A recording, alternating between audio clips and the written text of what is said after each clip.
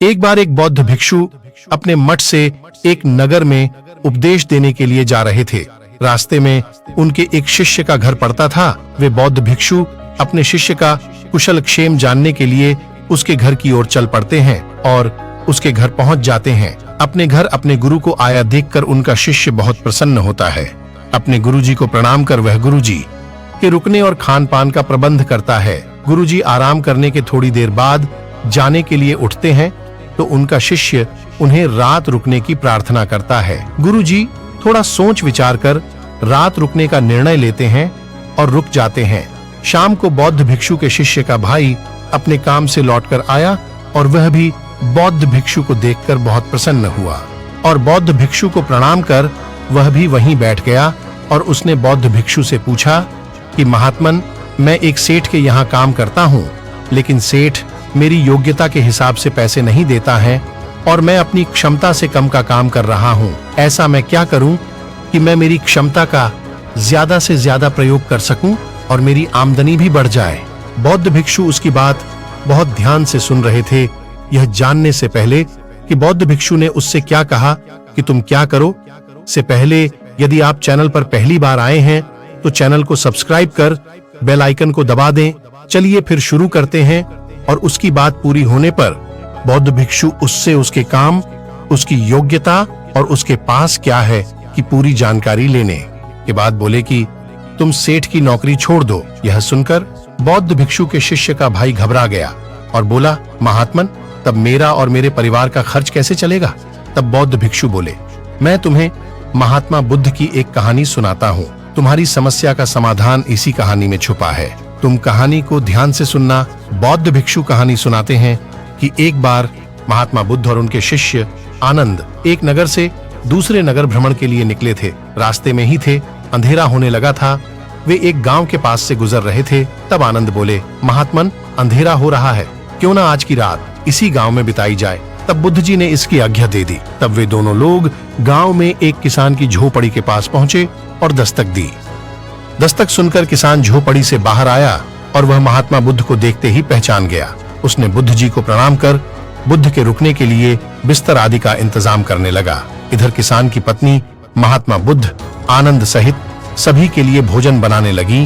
भोजन बनने के बाद महात्मा बुद्ध और उनके शिष्य आनंद सहित सभी लोगों ने भोजन किया और उसके बाद महात्मा बुद्ध और आनंद अपने निर्धारित बिस्तर में जा बैठे। किसान और उसकी पत्नी अपने नित्य कार्यों को निपटाकर बुद्ध जी के पास जा बैठे और उनसे उपदेश सुनने लगे।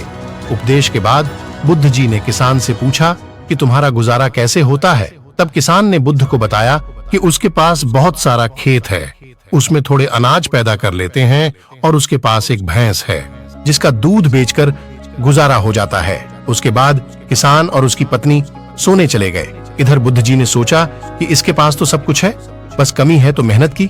बुद्ध कुछ देर सोचते रहे, फिर आराम करने लगे। फिर सुबह आनंद को जल्दी जगाकर सुबह किसान की भैंस खोलकर अपने साथ लेकर चलने को कहा।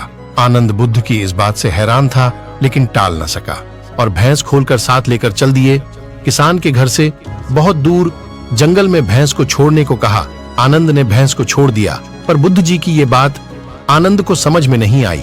बुद्ध जी और उनके शिष्य आनंद वहां से चले गए। करीब 3 वर्ष पश्चात एक दिन आनंद उसी गांव से गुजर रहे थे तो देखते क्या है कि उस किसान की झोपड़ी की जगह सुंदर सा घर बन गया है और घर के पास में ही कई भैंसें बंधी हैं और जो किसान के खेत है उनमें पूरे में फसल लहलहा रही है। यह देखकर आनंद ने सोचा, उस दिन घटना की वजह से लगता है किसान अपना सब कुछ बेचकर वहां से चला गया है। वे यह सोच ही रहे थे कि तभी वही किसान घर से निकला जो पहले झोपड़ी में रह रहा था। किसान को देखकर आनंद अचरज में पड़ गए। किसान ने जैसे ही बौद्ध भिक्षु आनंद को देखा, पहचान गया और उनका स्वागत किया। उन्होंने देखा कि किसान और उसकी पत्नी के चेहरे की चमक भी बढ़ गई है। आनंद ने किसान से उसकी इस अच्छी स्थिति का राज पूछा तो किसान ने बताया कि जब उस दिन आप और बुद्ध जी यहाँ से चले गए थे, उसी दिन मेरी भैंस गायब हो गई थी। मैंने उसे बहुत ढूंढा पर वो नहीं मिली। इसके बाद मैं अपनी जीविका चलाने के लिए लोगों के यहाँ मजदूरी करने लगा। कुछ दिन तो ठीक ठाक काम मिलता रहा, लेकिन कुछ दिन बाद धीरे धीरे काम मिलना भी बंद हो गया। तब मैंने बहुत सोच विचार कर अपने खेतों में फसल उगाने का निर्णय लिया। फिर मैंने अपने पूरे खेतों में फसल उगाई और फसल बहुत अच्छी हुई। तब से मैं अपने खेतों में कड़ी मेहनत करता हूँ और कुछ लोगों को अपने खेतों में काम भी देता ताकि वो भी अपनी जरूरतें पूरी कर सके। यदि उस दिन मेरी भैंस गायब ना होती तो मैं ये सब ना कर पाता। अब आनंद को समझ में आ गया कि महात्मा बुद्ध ने इस किसान की भैंस को जंगल में क्यों छुड़वाया था। अब बौद्ध भिक्षु ने अपने शिष्य के भाई से पूछा कि क्या तुम्हें अपनी समस्या का समाधान मिला या नहीं। तब उसने कहा, जी गुरुवर, मुझे अपनी समस्या का समाधान मिल गया है और मुझे आगे क्या करना है ये भी पता चल गया है। दोस्तों, हम में से अधिकतर लोगों के साथ भी ऐसा है। हमारे अंदर भी उस किसान की तरह ताकत और क्षमता तो बहुत है। हम भी जो आज कर रहे हैं उससे कहीं अधिक कड़ी मेहनत कर सकते हैं और अपना एक नया मुकाम हासिल कर सकते हैं। लेकिन हम कुछ नया करने से डरते हैं। हमारा एक कंफर्ट जोन बन जाता है और हम उसी में मस्त रहते हैं, उससे निकलने का प्रयास नहीं करते हैं। दोस्तों, यदि हमें कुछ नया हासिल करना है तो अपने कंफर्ट जोन को पहचान कर उससे निकलकर आगे बढ़ो। पूरी कहानी ध्यान से सुनने के लिए धन्यवाद।